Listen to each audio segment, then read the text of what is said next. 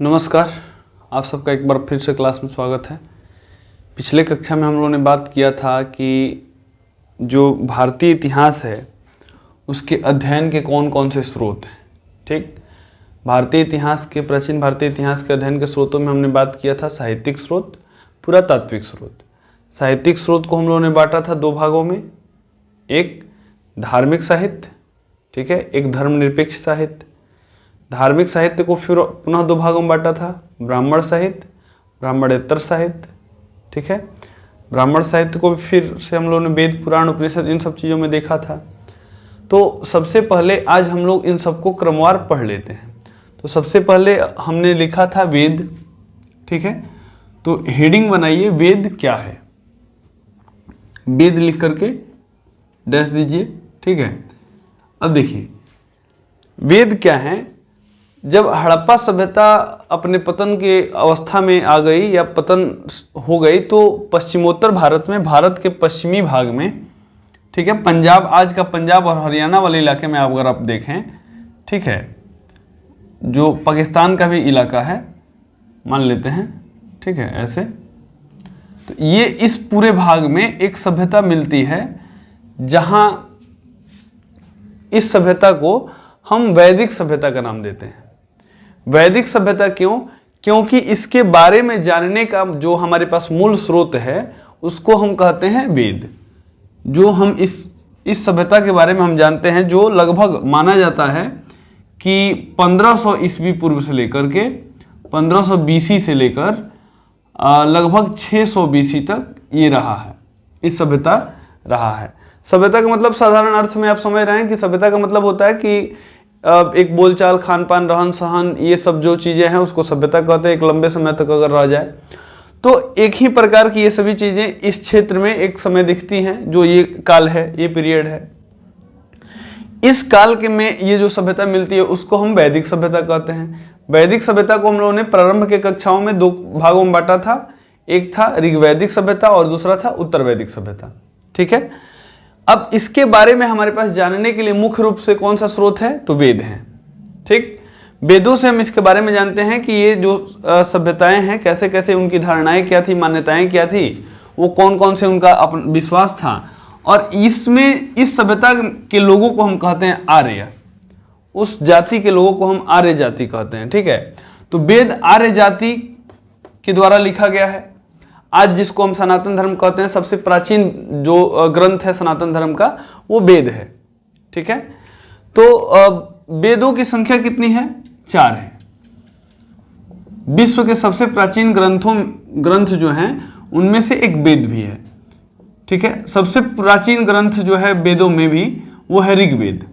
ऋग्वेद की रचना लगभग माना जाता है कि पंजाब उसके आसपास जो नदी वाला सप्त सिंधु प्रदेश है उस क्षेत्रों में की गई ऋग्वेद। उसके बाद दूसरा जो वेद है महत्वपूर्ण वो है सामवेद।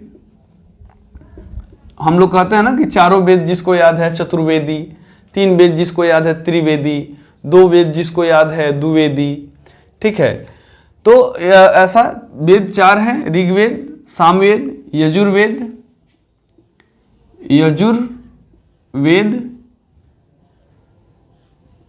और अथर्ववेद, ठीक है। तो इन चारों में से सबसे पहला आप हेडिंग बनाइए 1 नंबर ऋग्वेद। नहीं सॉरी, पहले आप इसके बारे में थोड़ा सा परिचय लिख लीजिए, वेद के बारे में थोड़ा सा लिख लीजिए कि लिखिए वेद विश्व के सबसे प्राचीन धर्म ग्रंथ हैं। वेद विश्व के सबसे प्राचीन धर्म ग्रंथ हैं। इनकी रचना आर्यों द्वारा की गई। ठीक है। इसी में लिखिए। अब देखिए वेद जो है ना, वेदों को ऐसा मान्यता है कि वेद जो है ये लिखे हुए नहीं है।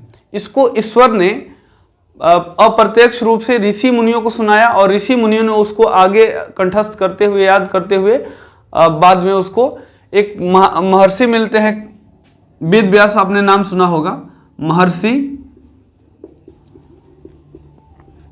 कृष्ण द्वैपायन कृष्ण द्वैपायन वेद व्यास, वेद व्यास। ठीक है, तो महर्षि कृष्ण द्वैपायन वेद व्यास जी जो थे, इन्होंने वेद पहले से चले आ रहे थे, उनको केवल कंपाइलेशन किया, मतलब उसको केवल संकलित किया। जैसे अगर समाज में कोई चीज पहले से चली आ रही है, मैं अगर उसको लिख दूं तो मैं कहूंगा उसका संकलन करता। तो ध्यान में रखना है कि महर्षि वेद व्यास वेदों के लेखक नहीं है, इन्होंने ही महाभारत लिखा है, लेकिन ये वेदों के लेखक नहीं है। ये क्या है, वेद पहले से चले आ रहे थे, उनको अंतिम रूप लिख दिया, बस इतना ही काम किया है। पहले से जो चले आ रहे थे उनको लिखने का काम किया है, संकलन करने का काम किया है। तो वेद ऐसा माना जाता है कि ऋषि मुनियों को ईश्वर ने प्रत्यक्ष रूप से नहीं अप्रत्यक्ष रूप से सुनाया था, और उन्हीं मंत्रों को ऋषि मुनियों ने याद करते हुए अपने आगे पूर्वजों को, मतलब बच्चों में, ऐसे शिष्यों में बढ़ाते हुए उसको, उस पूरी परंपरा को जीवित रखा था। तो पहले इसको भी थोड़ा सा लिख लेते हैं। लिखिए, वेद प्राचीन ऋषि मुनियों को ईश्वर ने, वेद प्राचीन ऋषि मुनियों को ईश्वर ने अप्रत्यक्ष रूप से सुनाया था, अप्रत्यक्ष रूप से सुनाया था। इसलिए वेदों का एक और नाम मिलता है श्रुति। श्रुति मतलब क्या होता है, जो सुन के लिखा हुआ है। ठीक है, तो श्रुति अगर कहीं मिले तो उसका मतलब ही वेद ही होता है, कि जो उन्होंने अप्रत्यक्ष रूप से सुना उसको लिख लिया गया। ठीक है, तो इसलिए इसको श्रुति भी कहते हैं। महर्षि कृष्ण द्वैपायन वेद व्यास ने, महर्षि कृष्ण द्वैपायन वेद व्यास ने वेदों को अंतिम रूप से संकलित किया, वेदों को अंतिम रूप से संकलित किया। ठीक है, पैराग्राफ चेंज करके लिखना है। वेद मुख्यतः 4 हैं, वेद मुख्यतः 4 हैं। 1 नंबर ऐसे डायग्राम एक बना लीजिए, ऋग्वेद, सामवेद, यजुर्वेद और अथर्ववेद। 2 नंबर, 3 नंबर और 4 नंबर। अब इसमें से 1 नंबर आपको देके लिखना है ऋग्वेद के बारे में। ठीक है, लिखिए, यह वेदों में, ऋग्वेद को डैश देकर लिखना है, यह वेदों में सबसे प्राचीन वेद है। वेदों में, इन चारों वेदों में से भी सबसे प्राचीन वेद है ऋग्वेद। यह वेदों में सबसे प्राचीन वेद है। इसकी रचना आर्यों ने पंजाब वाले क्षेत्र में किया था। ठीक है, अब इसमें देखिए, जो ऋग्वेद है इसमें बहुत सारे जो देवी देवता हैं। अब देखिए, प्रारंभिक मनुष्य था, प्रारंभिक मनुष्य जैसे कभी वर्षा हुई, वर्षा को समझ नहीं पाता था कि आखिर वर्षा हुई क्यों। कभी जंगलों में आग लग जाता था गर्मी के कारण, ये सभी, कभी भूकंप आ जाता था, ये सभी चीजें उसके समझ के परे थी। रोज सुबह में सूर्य इधर से उग रहा है, शाम में इधर डूब रहा है, ये सभी चीजें देख रहे हैं मनुष्य। तो उनमें एक साधारण सी चेतना पैदा हुई कि आखिर ये कर कौन रहा है। तो वेद जो है, वेद एक साधारण मनुष्य का जो है बहुत गहरा चिंतन नहीं है, साधारण सा चिंतन है। ऋग्वेद में इन्हीं जो वर्षा के देवता हैं, इंद्र, अग्नि, ठीक है, वरुण, इन सभी को देवता माना गया। उषा, जो सुबह में जो किरण निकलती है तो उस समय का जो मनोरक दृश्य होता है उसको उषा माना गया, वो देवी के रूप में। ठीक है, तो ऋग्वेद में इन्हीं देवी और देवताओं का जो है मंत्रों के द्वारा गुणगान किया गया है। ठीक है, गुणगान करने का अर्थ क्या है कि इनकी प्रार्थनाएं की गई है कि हे सूर्य आप हमें आशीर्वाद दें, हे सूर्य हमें आप बल दें, शक्ति दें, हे अग्नि हम आपकी पूजा करते हैं। ऐसी बहुत सारी बातें जो हैं ऋग्वेद में कही गई हैं। लेकिन इसमें एक चीज और ध्यान रखना है, इसमें जो वैदिक परंपरा है ऋग्वेद में बहुदेववाद मिलता है। बहुदेववाद का मतलब क्या है कि बहुत सारे देवी देवता जो हैं, बहुदेववाद, बहुत सारे देवी देवताओं की स्तुति करते थे, पूजा करते थे। जैसे इंद्र हो गए, अब उसके बाद इंद्र, सूर्य, ठीक है, अग्नि, अरुण, ठीक है, वरुण, सॉरी, तो इन सब देवी देवताओं की इसमें स्तुति मिलती है ऋग्वेद में। ठीक है, सबसे ज्यादा इंद्र की, इंद्र जो थे, इंद्र इसमें माना जाता है कि ये जो युद्ध था, युद्ध होते थे, आर्य हमेशा एक दूसरे से युद्ध करते रहते थे, तो युद्ध के देवता माने जाते थे। ठीक है, इंद्र को पुरंदर भी कहते हैं। पुरंदर मतलब, पुरंदर का मतलब क्या होता है? किलों को तोड़ने वाला। पुरंदर किलों को तोड़ने वाला। किला क्या होता है? जो चार दीवारी होता है, बाउंड्री, उसको तोड़ने वाले। आर्यों ने इनको एक उपाधि दे रखी है। ठीक है, तो इंद्र जो थे वर्षा के भी देवता थे। वर्षा के देवता थे, युद्ध के देवता थे। ठीक है, अग्नि का आप समझ ही रहे हैं, अग्नि का महत्व उस समय कितना रहा होगा। अग्नि का महत्व इस बात से है कि हमेशा आज भी हम लोग देखते हैं कि हवन में, अब जब हवन हो जाता है पूजा में, तो उसमें आहुति देते हैं, भोजन देते हैं, उनको प्रणाम करते हैं। ठीक है, तो आज भी ये सारी की सारी परंपराएं कहीं ना कहीं हिंदू धर्म में अभी भी जीवित हैं। ठीक है, तो अब ऋग्वेद के बारे में हो गया थोड़ा सा, अब सामवेद के बारे में लिख लिया जाए। लिखिए, साम का अर्थ होता है गान, गान। साम का अर्थ होता है गान, अर्थात सामवेद में यज्ञों के अवसरों पे गाए जाने वाले, यज्ञों के अवसरों पर गाए जाने वाले मंत्रों का, मंत्रों जो मंत्र होते हैं, मंत्रों का, यज्ञों के अवसरों पे गाए जाने वाले मंत्रों का संग्रह मिलता है। मतलब ये कि आर्य जो यज्ञ करते थे, जो पूजा करते थे, जो यज्ञ करते थे, उनमें जो मंत्र होते थे उनको गाने का जो तरीका क्या हो सकता है, इन सभी चीजों का वर्णन जो है सामवेद में किया गया है। ठीक है, तो सामवेद ये हो गया कि अब इसे एक ध्यान में रखना है, ऑब्जेक्टिव क्वेश्चन पूछता है कि संगीत का जड़ किसे मानते हैं, किस वेद को संगीत का जड़ मानते हैं। यहां से अब देखो, गान जो है, गीत जो यहां से पैदा हुआ है। ठीक है, तो भारतीय शास्त्रीय संगीत का कहीं ना कहीं ये जड़ है सामवेद। तो इसको एक और पॉइंट लिख लीजिए, इस वेद को या इस वेद को संगीत का जड़ माना जाता है, कहा जाता है। इस वेद को संगीत का जड़ कहा जाता है। ठीक है, तो सामवेद के बारे में मैंने लिखा। अब देखिए, थोड़ा सा मैं ऋग्वेद के बारे में एक चीज और बताना चाहूंगा आप में, कि इसमें मुख्यतः धार्मिक चीजों का ही वर्णन है, कि राजनीतिक चीजों में, राजनीतिक जो कार्य हैं उनमें केवल एक चीजों का वर्णन है, और वो है दशराज्य युद्ध। दशराज्य युद्ध, दशराज्य युद्ध क्या है? 10 राजाओं का जो युद्ध है।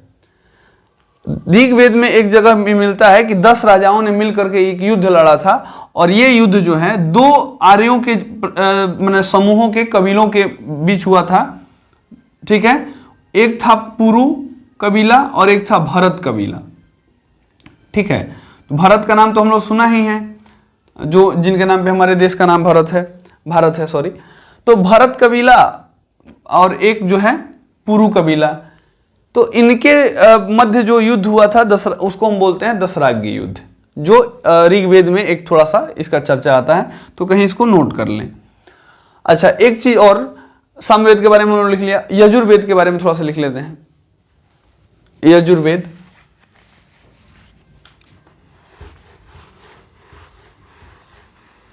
लिखिए, यजुर का अर्थ होता है, यजुर का अर्थ होता है यज्ञ। यजुर का अर्थ होता है यज्ञ, अर्थात इसमें यज्ञों के नियम और विधि विधानों का वर्णन है। इसमें क्या है? यज्ञ के कैसे नियम होंगे, क्या नियम उसमें पालन किए जाएंगे, यज्ञों के नियम एवं विधि विधानों का वर्णन है। ठीक है, विधानों का वर्णन है यजुर्वेद में। अब एक चीज आपको थोड़ा सा और ध्यान रखना होगा कि ऋग्वेद हो, सामवेद हो, अथर्ववेद हो, ये तीनों के तीनों जो वेद हैं केवल पद्य में लिखे गए हैं। किस में लिखे गए हैं? पद्य में। ऋग्वेद, सामवेद, अथर्ववेद और यजुर्वेद, ये चारों के चारों जो हैं पद में लिखे गए हैं। लेकिन इसमें एक ध्यान में रखना है कि यजुर्वेद में पद के साथ साथ गद्य भी मिलता है। इसकी रचना जो है गद्य में ही हुई है। पद्य और गद्य का अर्थ आप लोग शायद समझ रहे हैं, प्रोज और पोइट्री। मतलब ये कि इसकी रचना थोड़ा, इसमें कविता भी मिलता है। कविता में क्या होता है कि व्याकरण के नियमों का बहुत ज्यादा पालन नहीं होता है। गद्य का मतलब क्या होता है, जैसे कहानी हम लोग लिखते हैं उस प्रकार से, ठीक है। तो यजुर्वेद में गद्य और पद्य दोनों मिलता है, जबकि अन्य वेद जो हैं केवल और केवल पद्य में है, पद्य में लिखे गए हैं, मंत्र हैं उनमें, ठीक है। तो इस पॉइंट को भी थोड़ा सा नोट कर लें।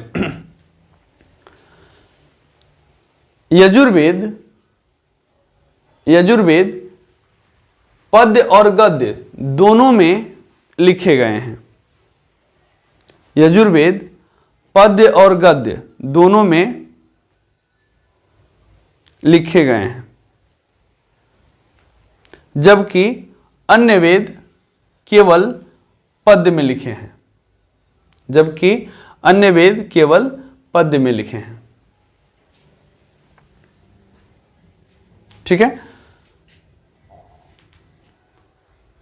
तो ये हो गया। अब आ जाते हैं हम लोग अथर्ववेद पे। लिखिए,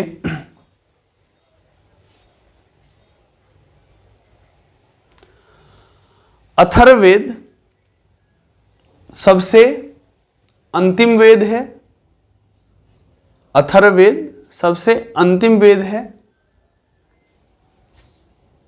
ठीक है। इसमें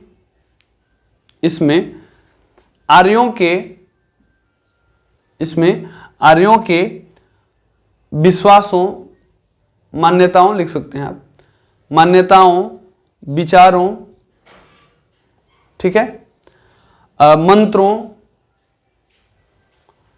अंधविश्वासों, जादू टोना, आशीर्वाद, वशीकरण। वशीकरण मतलब क्या होता है, एक दूसरे को बस में करने, वशीकरण, श्राप आदि के बारे में जानकारी मिलती है। आदि के बारे में जानकारी मिलती है, ठीक है। तो वेद को हमने सभी देखा कि ऋग्वेद क्या है।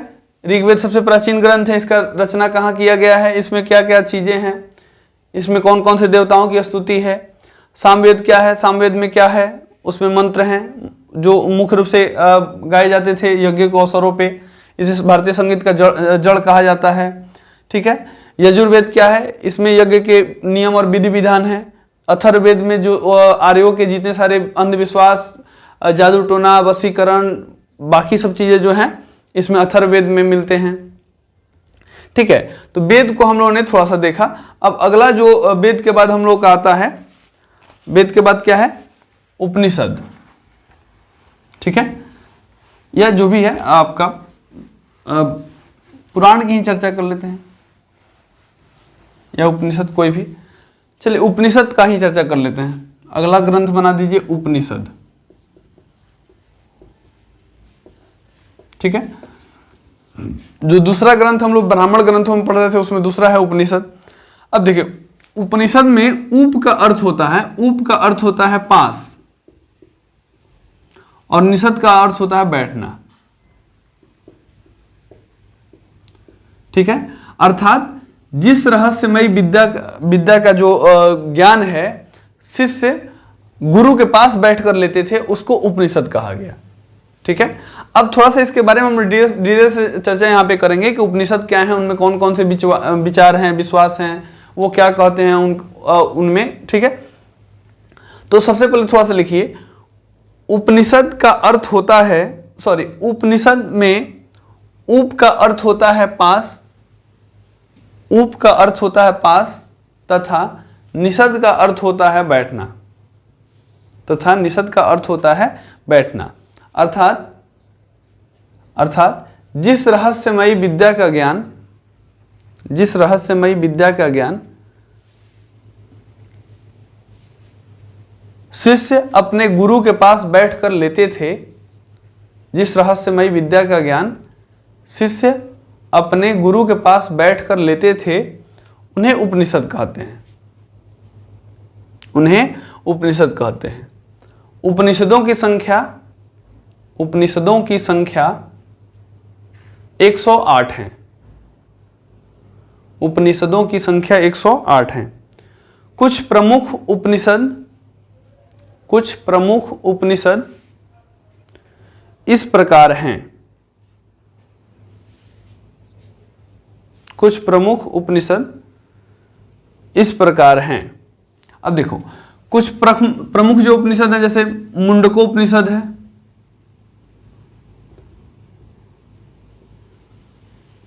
मुंडकोपनिषद, मुंडक जोड़ उपनिषद को मिला के लिख दिया गया है। कठ उपनिषद है, केन उपनिषद है, प्रश्न उपनिषद है, श्वेताश्वर उपनिषद है। ठीक है, कठ, केन, प्रश्न, श्वेताश्वर, ठीक है, मुंडकोपनिषद, ये सभी कुछ प्रमुख जो हैं उपनिषद हैं। कौन कौन से प्रमुख उपनिषद माने जाते हैं, देखिए, जिसपे 8वीं-9वीं शताब्दी में शंकराचार्य नामक एक विद्वान हुए हैं। शंकराचार्य, तो शंकराचार्य महोदय ने जिन उपनिषदों पे अपनी टीकाएं लिखी, ठीक है, उन्हीं टीका मतलब क्या होता है, उस ग्रंथ को समझाने के लिए जो हम लिखते हैं उसको हम टीका कहते हैं या भाष्य कहते हैं। ठीक है, तो शंकराचार्य महोदय ने जिन उपनिषदों पे अपनी कुछ टीकाएं लिखी, उन्हीं उपनिषदों को, जो 12 उपनिषद हैं, ठीक है, मुख्य रूप से, तो इनकी संख्या तो ऐसे 108 है, लेकिन 12 पे उन्होंने टीकाएं लिखी हैं। इसीलिए हम लोग मानते हैं कि 12 जो हैं सबसे इंपॉर्टेंट, सबसे महत्वपूर्ण उपनिषद हैं। इनमें से कुछ ये मुंडकोपनिषद, कठ उपनिषद, केन उपनिषद, प्रश्न उपनिषद, श्वेताश्वर उपनिषद, ठीक है, तो ये कुछ प्रमुख उपनिषद हैं। अब इसमें समझना है कि इसमें किस प्रकार की बातें हैं। ठीक है, अब देखिए, जो वैदिक काल है हमारा, वैदिक काल को हम लोग 2 भागों में बांटे थे। 2 भागों में, एक था हमारा वैदिक काल को 2 भागों में बांट देते हैं। एक था हमारा ऋग्वैदिक काल और दूसरा था उत्तर वैदिक काल। ऋग्वैदिक और दूसरा उत्तर वैदिक। ठीक है, ऋग्वैदिक काल का जो टाइम पीरियड माना जाता है 1500 BC से लेकर के 1500 BC से लेकर के 1000 BC तक, ठीक है, माने ईस्वी पूर्व तक, और यहाँ 1000 BC से लेकर के 600 BC तक। ठीक है, तो अब देखिए, ऋग्वैदिक काल के मतलब बारे में हम कैसे जानते हैं, तो इसमें इस काल को जानने का मुख्य स्रोत हमारे पास ऋग्वेद है, तो उसी के आधार पर इसका नामकरण कर दिया गया है ऋग्वैदिक काल। मुख्य रूप से इस काल के बारे में, इस समय के बारे में जानने के लिए हमारे पास मुख्य रूप से वही स्रोत है। पुरातात्विक स्रोत भी है, साहित्यिक स्रोत की हम बात कर रहे हैं। उत्तर वैदिक काल के बारे में जानने के लिए हमको अथर्ववेद, बाकी सब उपनिषद का सहायता लेना पड़ता है। अब देखिए, ऋग्वैदिक काल पूरा का पूरा यज्ञ प्रधान जो समाज है, इसमें बात बात पे यज्ञ, बेटा हुआ यज्ञ कराइए, बेटी हुआ यज्ञ कराइए, बेटा का जनेऊ हुआ यज्ञ कराइए, शादी हुआ यज्ञ कराइए। हम लोग उसको जग कहते हैं, जग, कि जग भइल उनका से, जग नहीं होता है, यज्ञ होता है। ठीक है, तो हम लोग जग कहते हैं, जग भइला, य को जब पढ़ते हैं। ठीक है, तो बात बात में यज्ञ, कोई मारा तब यज्ञ। उन सभी यज्ञों में पशु हिंसा होती थी, एक से एक मंत्र उच्चारित किए जाते थे, बार बार, मतलब समझिए कि बहुत ज्यादा कर्मकांडीय मतलब समाज हो गया था। कुछ लोगों का इससे मन थोड़ा सा उब गया। इस पीरियड तक आते आते 1000 BC तक आते आते कुछ लोगों का मन जो है इन सब चीजों से उब गया, और उन्होंने एक नया चिंतन करना शुरू किया कि आखिर आत्मा और जगत का संबंध क्या है, ईश्वर क्या है, आखिर हम जन्मते क्यों हैं, पैदा क्यों होते हैं, आखिर हम मर क्यों जाते हैं, कभी ये सूर्य इधर से उदित हो रहा है, कभी सूर्य इधर से डूब रहा है, इन सभी चीजों का कारण क्या है, हमारा जीवन का उद्देश्य क्या है, इन सभी चीजों पे जो उपनिषद हैं इसमें गहन चिंतन किया गया है और विश्व के जितने सारे अच्छे ग्रंथ हैं उनमें से सबसे अच्छा ग्रंथ जो है उपनिषदों को माना जाता है। उन सभी अच्छे ग्रंथों में से एक उपनिषद भी है। ठीक है, इसमें दार्शनिक बातों पे बहुत ज्यादा बल दिया गया है और इसी उपनिषद का आज ये प्रभाव है कि हम लोग अद्वैतवाद को इतना ज्यादा मानते हैं कि ईश्वर जो है एक है। हिंदू धर्म में जो शंकराचार्य ने जो दर्शन दिया उसको अद्वैतवाद कहते हैं। अद्वैतवाद पूरा का पूरा उपनिषद पे आधारित है। इसमें आत्मा क्या है, तो आत्मा के बारे में कहा गया है कि आत्मा अमर है, न तो आत्मा पैदा होती है न ही आत्मा मरती है, जो गीता का दर्शन है। गीता लगभग उपनिषदों का ही एक समझिए कि एक संक्षिप्त रूप है। गीता में ही एक मतलब एक श्लोक आता है कि सर्वोपनिषदो गाओ कृष्ण दुग्धा, मतलब ये कि सभी उपनिषद जो हैं गाय हैं और कृष्ण जो है दूहने वाले हैं। अब सोचिए कि सभी उपनिषद गाय के रूप में हैं और कृष्ण उनको दूह रहे हैं। मतलब उनको दूहने का मतलब क्या है कि उसमें से ज्ञान निकाल के वो कह रहे हैं, कृष्ण जैसे विद्वान। ठीक है, तो उपनिषदों का ही एक कहा जा सकता है कि गीता उसी का एक छोटा सा संक्षिप्त रूप है जिसको एक मतलब संकलित किया गया है। बाकी जो इतना सारा ज्ञान है गीता में वो सारा का सारा उपनिषदों से ही लिया गया है, बहुत कुछ। ठीक है, तो जो उत्तर वैदिक काल है हमारा, इस पीरियड तक आते आते बहुत सारे लोगों के मन में ये चिंतन उठने लगी कि आखिर पशु हिंसा क्यों हो रहा, बात बात में यज्ञ, क्या ये यज्ञ में जो हम मंत्र बोलते हैं उससे ईश्वर का कुछ कनेक्शन है, क्या हम उसमें जो आहुति देते हैं वो ईश्वर ले पाता है। तो इन सब चीजों पे प्रश्न चिन्ह खड़े होने शुरू हुए। इसके द्वारा कुछ लोग जो हैं जंगलों में चले गए, जंगलों में जाकर एकांत में ध्यानावस्था में आकर के इन सब बातों पे चिंतन मनन किया और उसी का परिणाम है हमारा उपनिषद, और उसी में उपनिषद ग्रंथ लिखे गए। तो उपनिषद शायद आप समझ पाए कि उपनिषद क्या है। चलिए अगला टॉपिक की ओर बढ़ने से पहले थोड़ा सा हम अगले क्लास में हम बात करेंगे। तब तक के लिए जय हिंद।